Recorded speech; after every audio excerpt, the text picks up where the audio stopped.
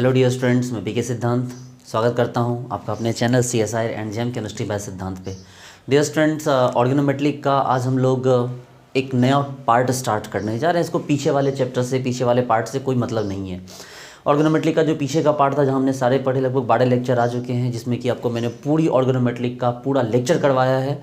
और अब हम लोग स्टार्ट करने जा रहे हैं इसका रिएक्शन पार्ट। इस रिएक्शन के पार्ट को पीछे वाले पार्ट से बहुत ज़्यादा लेना देना नहीं है। थोड़ा बहुत 18 इलेक्ट्रॉन रूल का यूज़ है, तो वो तो आपको वैसे भी पता है, ठीक है। थोड़ा टाइम लगा बीच में, क्योंकि मैं थोड़ा प्रिपेयर हो रहा था कुछ चीज़ों को लेके। थोड़ा सा मैं कुछ ऐसे काम थे जिसके कारण कि मैं वीडियो नहीं बना पा रहा था, लेकिन अब मैं क्लियरली अब मैं आपको स्टेबल हूँ और आपके सारे वीडियो बना के मैं आपको दे रहा हूँ। और रिसेंटली अभी जो है हम लोग ऑर्गेनोमेट्रिक रिएक्शन का जो है रिएक्शन मैकेनिज्म पार्ट या रिएक्शन पार्ट हम लोग स्टार्ट करने जा रहे हैं। डियर स्टूडेंट्स, बहुत इंपॉर्टेंट है। ऑर्गेनोमेट्रिक के एक पूरे पार्ट में लगभग 60% पार्ट को कवर करने के बाद अब जाके जो है हम लोग बचे हुए 30-40% पार्ट को हम लोग रिएक्शन के थ्रू कवर करेंगे। तो डियर स्टूडेंट्स, पूरे वीडियो को देखिए, इसमें कोई भी आप बिल्कुल मिस मत कीजिएगा। मैं सारे पूरे रिएक्शन मैकेनिज्म के साथ सारा रिएक्शन, सारा रिएजेंट, ऑर्गेनोमेट्रिक रिएजेंट वगैरह सारा मैं लेके आपको दूंगा। मैं सारा आपको बताऊंगा, समझाऊंगा बहुत अच्छे से, बहुत प्यार से, ताकि आपको कहीं कोई डाउट ना रहे, ठीक है। और चलिए ठीक है, तो स्टार्ट करते हैं बेवजह टाइम वेस्ट किए बिना।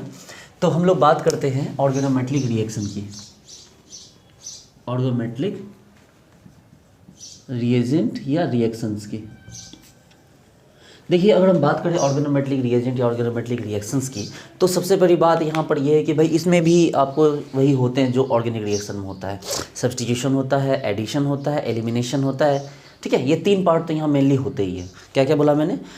सब्स्टिट्यूशन, एडिशन, एलिमिनेशन, ये तीन चीज़ तो यहाँ पर होती ही है, ठीक है। तो बेवजह टाइम वेस्ट ना करते मैं ये बताऊँ कि भाई ठीक है, हम लोग सब्स्टिट्यूशन से स्टार्ट करते हैं। देखिए ध्यान दीजिए, आप लोग क्लास 11-12 में पढ़ते थे ना, सब्स्टिट्यूशन, एडिशन, एलिमिनेशन, ठीक है। रीअरेंजमेंट भी होता है, लेकिन फिलहाल यहाँ पर आप लोगों को क्या पढ़ना है, हम शुरुआत करते हैं किससे?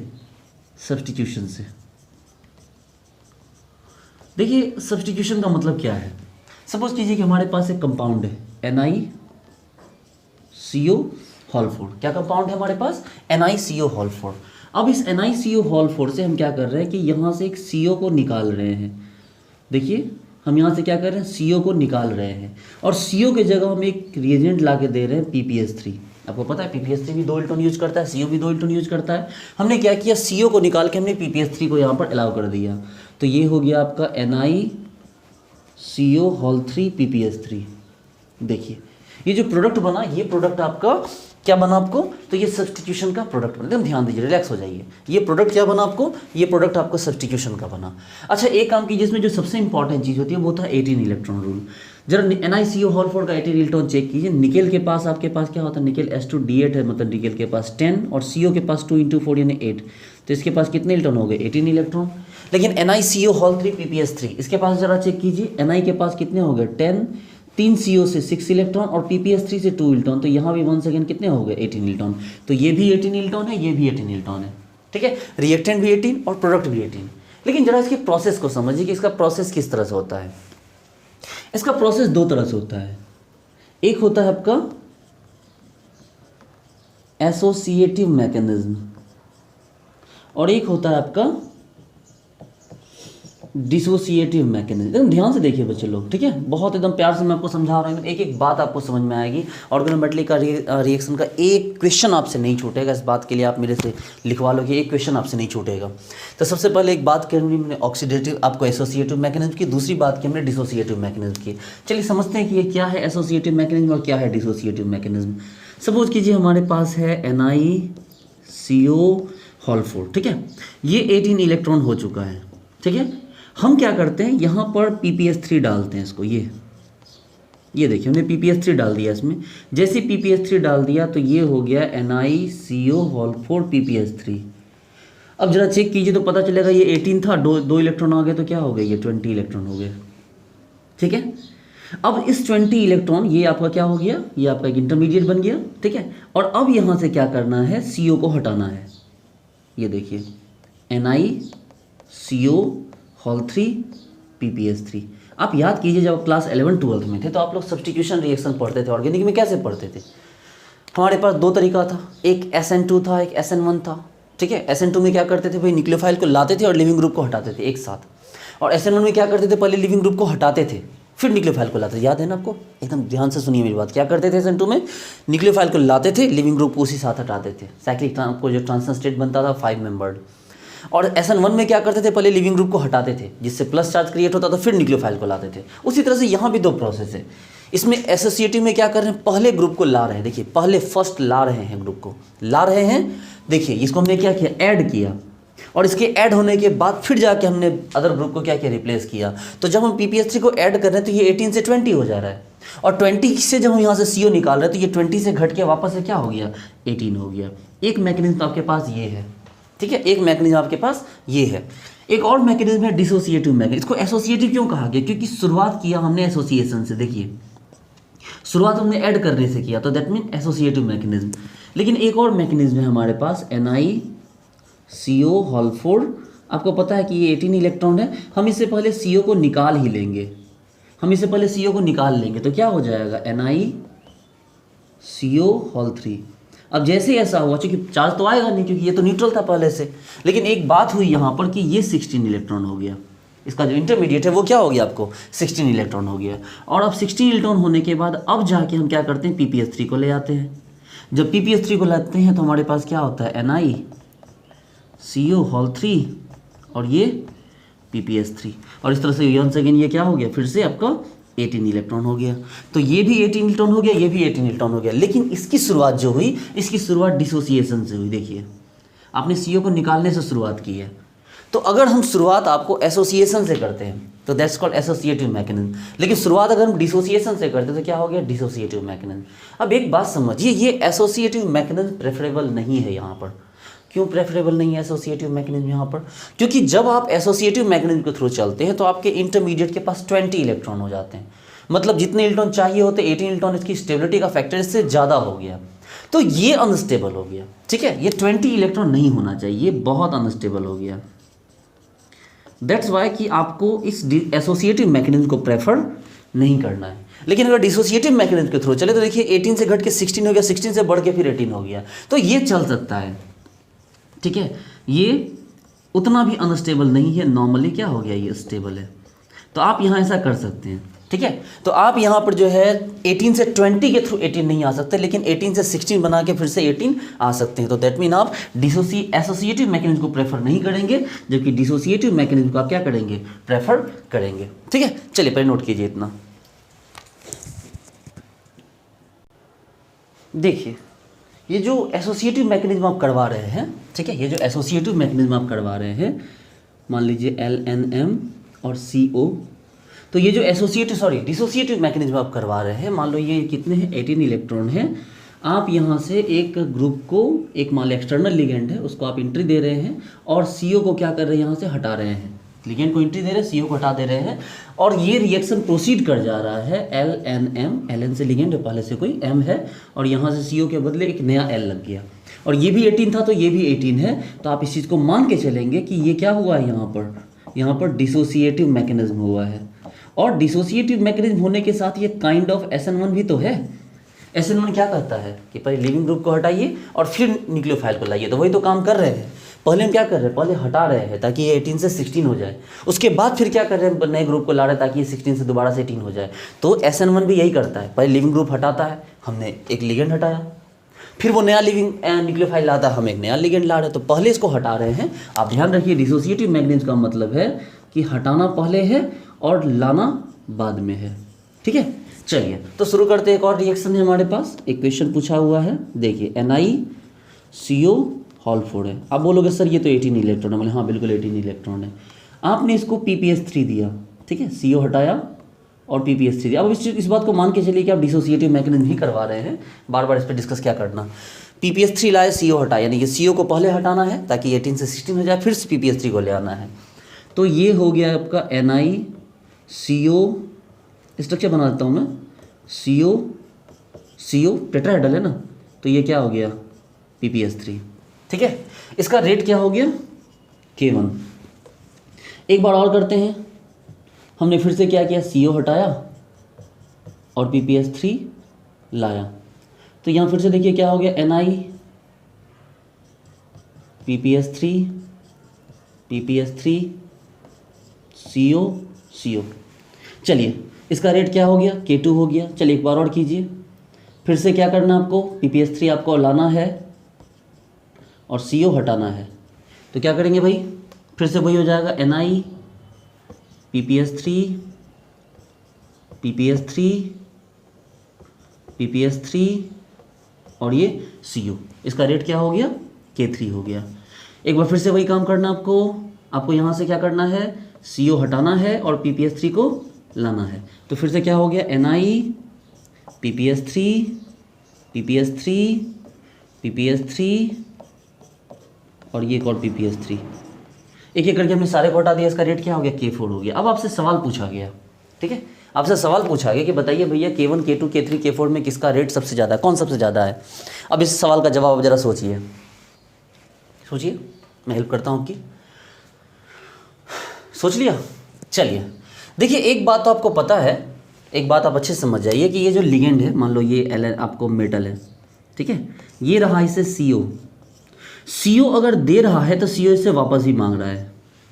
और समझिए, CO अगर दे रहा है तो CO क्या है, आपको वापस भी मांग रहा है, ठीक है, जिसके कारण कि ये वाला बॉन्ड क्या हो रहा है, आपको ये वाला बॉन्ड आपको मजबूत होता जा रहा है। देखिए ये बॉन्ड मजबूत हुआ, और अगर इसके साथ PPS3 लग गया तो PPS3 का देने का टेंडेंसी बहुत हाई है, लेने की टेंडेंसी बहुत कम है। इसका वैकेंट ऑर्बिटल है, उसमें लेता है, लेकिन इसका टेंडेंसी बहुत कम है। ये इसका देने का टेंडेंसी है, मांगता नहीं है वापस, ये इसका मांगने का टेंडेंसी बहुत कम है। तो जब ये देगा, समझिए बात, जब ये दे देगा तो इसको बैक पाई बॉन्डिंग भी तो बढ़ जाएगा। अगर ये मान लो मेटल्स को, लिगेंड इसको इलेक्ट्रॉन देता, वापस नहीं मांगता है, तो जो इलेक्ट्रॉन इसको वापस आना चाहिए वो इलेक्ट्रॉन कहाँ चला गया, उसके पास चला गया, आगे बढ़ गया बैक पाई बॉन्डिंग के थ्रू। तो ये बॉन्ड तो क्या हो गया, और मजबूत हो गया ना। इसका मतलब जैसे PPS3 जाता है तो वो इस बॉन्ड को क्या करता है, मजबूत कर देता है। तो अब इसका टूटना क्या हो जाएगा, मुश्किल हो जाएगा। एक और PPS3 चला गया, एक और PPS3 चला गया, ठीक है, हम सामने से नहीं गया लेकिन कहीं तो गया, और तो इस इलेक्ट्रॉन इसको मिल रहा है, तो ये बॉन्ड तो और मजबूत हो गया। और एक PPS3 चला गया, ये बॉन्ड और खतरनाक मजबूत हो गया। देखो एकदम और खतरनाक मजबूत हो गया ये बॉन्ड। तो भाई इतना इलेक्ट्रॉन इसको मिलता जाएगा तो ये बॉन्ड भला टूटेगा क्यों। इसका मतलब ये है कि जब सिर्फ CO थे तब उनका टूटना आसान था, क्योंकि पीछे से कोई सपोर्ट नहीं कर रहा था।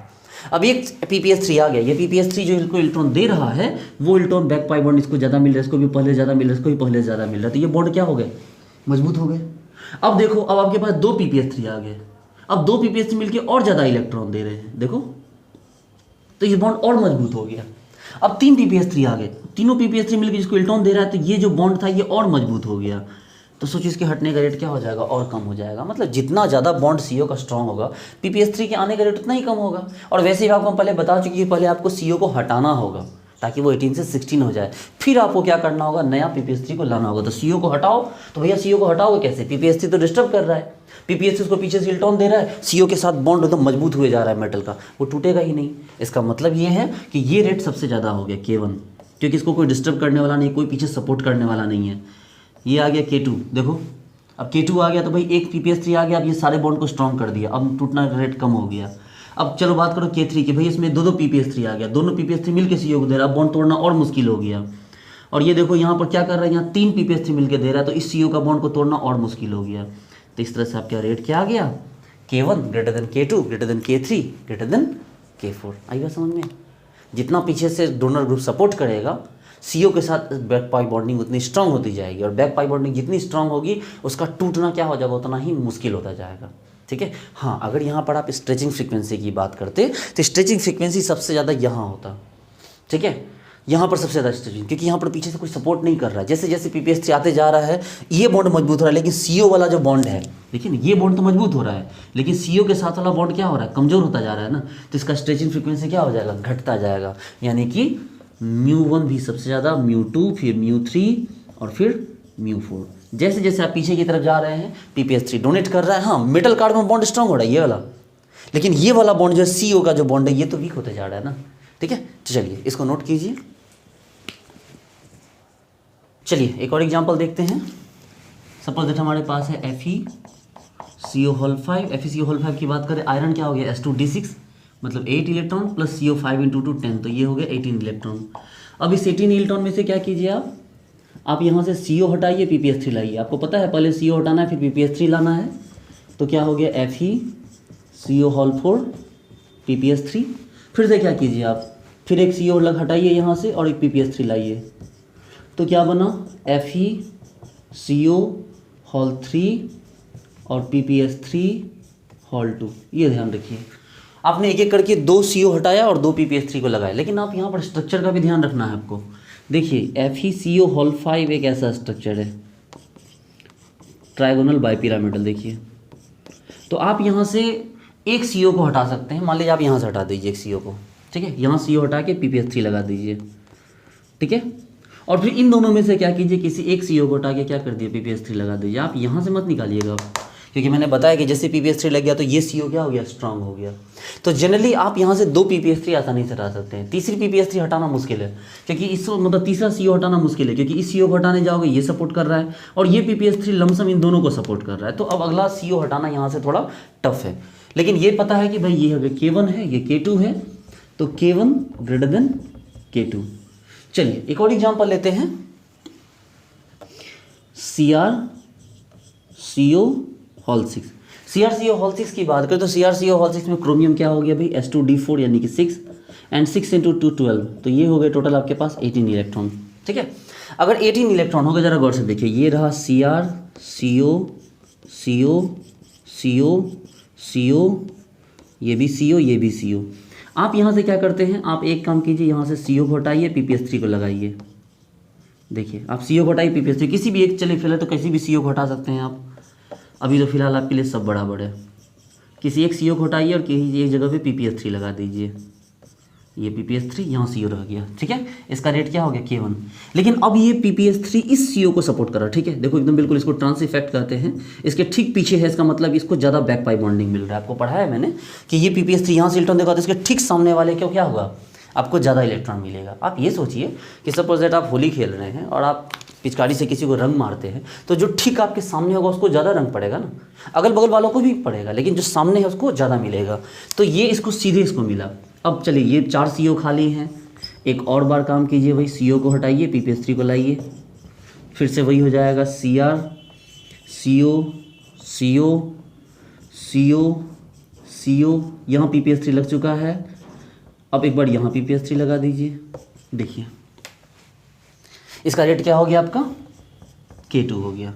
चलिए एक बार फिर रहिए, फिर से क्या कीजिए, आप CO को अलग हटाइए और PPS3 को लगाइए यहाँ पर, तो क्या हो जाएगा, ये वाला CO भी हट जाएगा, लेकिन ये इसके सामने वाला ये नहीं हटेगा, इसके सामने वाला ये नहीं हटेगा, तो इन दोनों में से कोई एक हट जाएगा। तो क्या हो गया, CrCO CO CO PPS3 और PPS3। देखिए अब नहीं हट सकता है, क्योंकि अब CO को नहीं हटा सकते, क्योंकि ये वाला PPS3 इस CO को प्रोटेक्ट कर रहा है, ये वाला PPS3 इस CO को प्रोटेक्ट कर रहा है और ये वाला PPS3 इस CO को प्रोटेक्ट कर रहा है। तो आप अब यहाँ से किसी CO को नहीं हटा सकते, तो इसलिए क्या हो गया भाई, हाँ ये पता है कि K1 का रेट सबसे ज़्यादा, K2 का रेट सबसे ज़्यादा, उसके बाद K3, तो K1 K2 K3। पहले से CO को हटाना आसान है, दूसरे में CO को हटाना मुश्किल है, क्योंकि ये PPS3 अगर आ गया तो भाई सीधे इसको मिला, लेकिन थोड़ा बहुत तो सबको मिला है, देखिए थोड़ा बहुत तो सब CO को मिला है, इसलिए क्या होगा, सब थोड़ा थोड़ा बॉन्ड को स्ट्रॉन्ग कर लिया, इसलिए ये रेट इसको CO निकालना मुश्किल हो गया। अब एक और PPS3 आ गया तो भाई अब तो और चारों को मिल गया ना, और थोड़ा ज़्यादा मिल रहा है।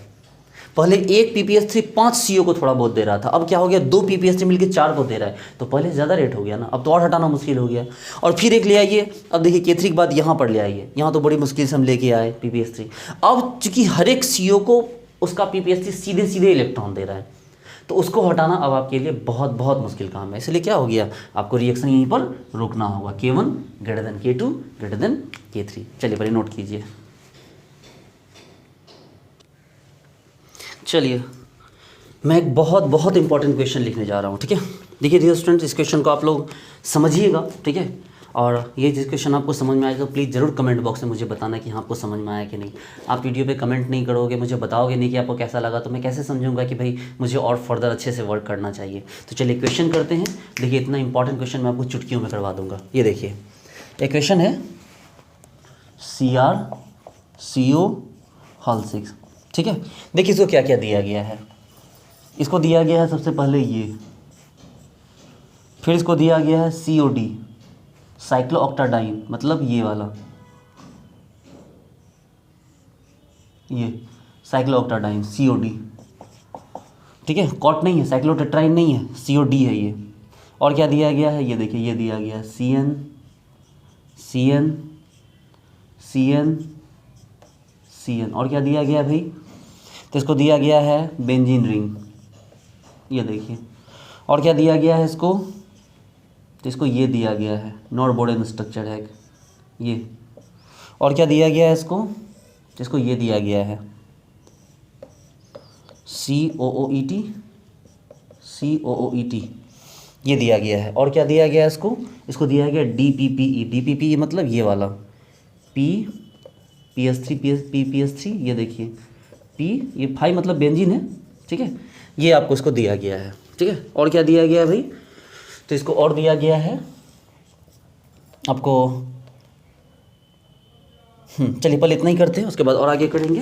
पहले इतने क्वेश्चन को करते हैं कि भाई इसमें क्या करना है। देखिए सबसे बड़ी बात तो आपको इंपॉर्टेंट आपको ये समझनी है कि इसमें 16 इलेक्ट्रॉन या 18 इलेक्ट्रॉन क्या है। तो क्रोमियम हो गया आपको H2D4 यानी कि 6 और CO 6 × 2 12, तो 18 इलेक्ट्रॉन तो ये कंप्लीट हो ही रहा है। अब आपको इसमें ये लगाना, तो भाई ये जरा गौर से देखो, 2 और 2 4 इलेक्ट्रॉन देने के मूड में तो कोई बात नहीं, एक एक कड़ी था, 2 CO हटा दो, इसको लगा दो, तो स्ट्रक्चर कैसा हो जाएगा CR CO CO CO CO और 2 CO हटा के हम क्या लगा देंगे इसको लगा देंगे, ये देखिए ये देखिए। अरे भैया ये पहले भी 18 था, हमने 2 CO हटाया तो 2 ने 4 इलेक्ट्रॉन को कम किया और इस पूरे पोर्शन को हमने लगा दिया, तो 4 इलेक्ट्रॉन यहाँ से आ गया। एक एक करके किया हमने, पहले एक CO को हटाया तो पहले एक पार्ट को जोड़ा, फिर अगला CO को हटाया, फिर अगला पार्ट जोड़ दिया, देखिए ये बन के रेडी हो गया। चलिए अब आपको COD जोड़ना है, ये तो यहाँ भी वही करना है, COD जोड़ना है। तो देखिए CR CO CO CO CO और यहाँ पर COD को जोड़ना। देखिए COD को कैसे जोड़ेंगे, ये देखिए ऐसे जोड़ दीजिए COD को। ये अब भी 18 था, ये अब भी 18, देखिए यहाँ 6 CO था, 6 दूनी 12 इलेक्ट्रॉन मिल रहे थे, अब 4 CO 4 दूनी 8 इलेक्ट्रॉन मिल रहे हैं और बचे हुए 4 इलेक्ट्रॉन क्या हो गए, ये COD पूरा कर रहा है, ठीक है। चलिए अब इसको जोड़ना, भैया इसमें तो 2 इलेक्ट्रॉन है ना, देखो इसमें तो 2 ही, एक पाई बॉन्ड है, तो यहाँ से क्या करो, एक CO हटाओ आप, तो CR CO CO CO CO और यहाँ से सिर्फ एक हटेगा, एक CO हटा दो, और यहाँ CN CN CN CN, देखिए लग गया। ये भी 18 था, थोड़ी देर के लिए 16 हुआ, CO जब हटाया वापस से जोड़ दिया, फिर से 18 हो गया।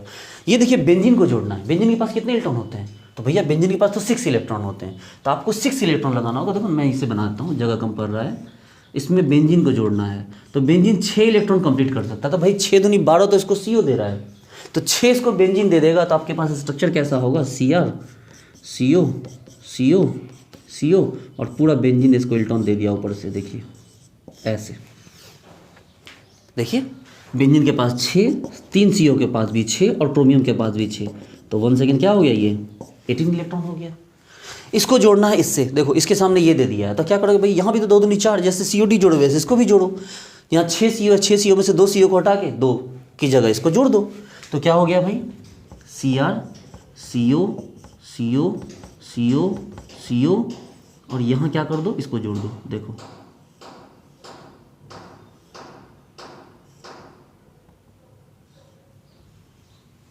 ये स्ट्रक्चर ऐसे बनेगा, ये देखिए चाहिए ना, देखिए बन गया। अरे भाई ये 18 है तो ये प्रोडक्ट भी 18 होना चाहिए, बीच में 16 होगा, ये रिएक्शन एक बार में नहीं होगा, पहले एक CO हटाएगा, फिर एक CO हटा के इसको जोड़ना है, फिर एक CO हटाएगा, फिर एक CO को हटा के इसको जोड़ना है, एक एक करके आपको दोनों को जोड़ देना है। पहले 18 से 16 होगा, फिर 18 होगा, फिर 16 होगा, फिर 18 होगा, तो इस तरह 2 स्टेप में ये यहाँ तक पहुँच जाएगा। जैसे ये बेंजीन है, ये एक स्टेप में थोड़ी पहुँचेगा, ये 3 स्टेप लगेगा इसको यहाँ पहुँचने में। पहले बेंजीन का एक पाई बॉन्ड इसको देगा, फिर दूसरा देगा, फिर तीसरा देगा, और तीनों के लिए एक एक करके CO भी आपको पहले क्या होगा, हटाते जाना होगा, तब जाके ये प्रोडक्ट बनेगा। इसको जोड़ना है भाई, डबल बॉन्ड है, एक CO हटा के जोड़ दो, ये लो CR CO CO CO CO CO और यहाँ से क्या हो गया, COOET COOET, ठीक है।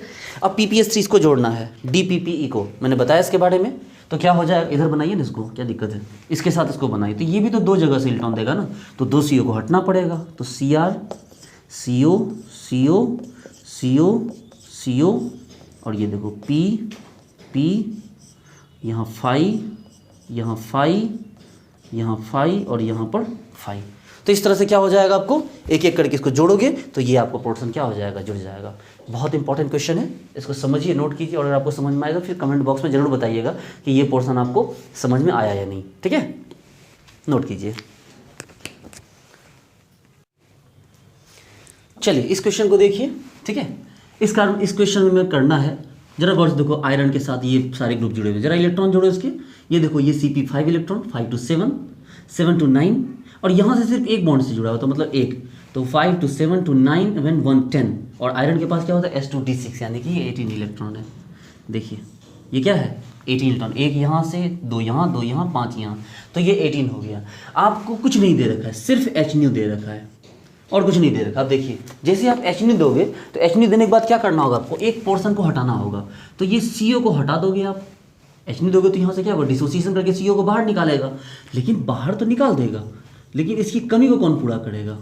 आखिर ये जो, अब मान लो कि ये 18 के बदले अब ये 16 हो गया, इसकी कमी को कौन पूरा करेगा। तो कमी को अब कोई बाहर से आने वाला तो है नहीं, चूंकि CO को भेज चुके हैं, आप बाहर से लाने का कोई इंतजाम है नहीं, तो इसी से इलेक्ट्रॉन दिलवाना होगा। और आपका फाइनल प्रोडक्ट क्या बनेगा बच्चे लोग, ध्यान दीजिए, आपका फाइनल प्रोडक्ट ये बनेगा, CO और ये ऐसे, ये देखिए, इसी को जो एक इलेक्ट्रॉन दे रहा था अब उसी को ये दोनों इलेक्ट्रॉन भी देना होगा ताकि वो 3 इलेक्ट्रॉन हो जाए। अब जरा फिर से चेक कीजिए, आयरन का 8, CO 2, ठीक है, ऊपर Cp 5 और यहाँ से 3, देखिए कितने हो गए, 5 3 8, 5 3 8 हो गए, 8 to 10, 10 + 8 18। देखो, इसलिए ध्यान रखो कि Hν देने पे क्या हुआ, कोई दे नहीं रहा है, कोई बाहर से ला नहीं रहा है, तो जो है हटाओ और इसका क्या कर दो, इसको हेप्टिसिटी बढ़ा दो। ये पहले 1 था, अब क्या हो गया, इसको 3 हो गया, है कि नहीं। हेप्टिसिटी को आपने क्या कर दिया, बढ़ा दिया। ये चीज़ आप लोग पहले से जानते हैं। एक और क्वेश्चन देखिए इसी पे बेस्ड,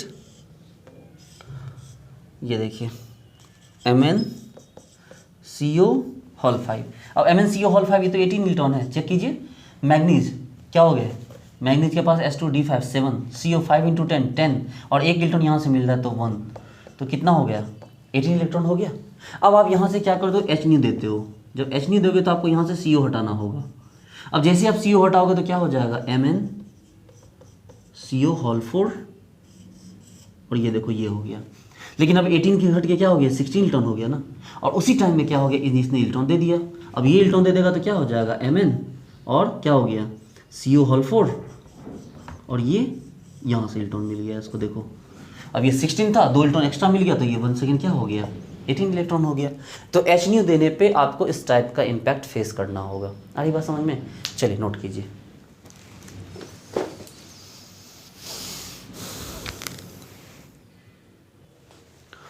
देखिए ये प्रीवियस ईयर क्वेश्चन पूछा हुआ है, ठीक है।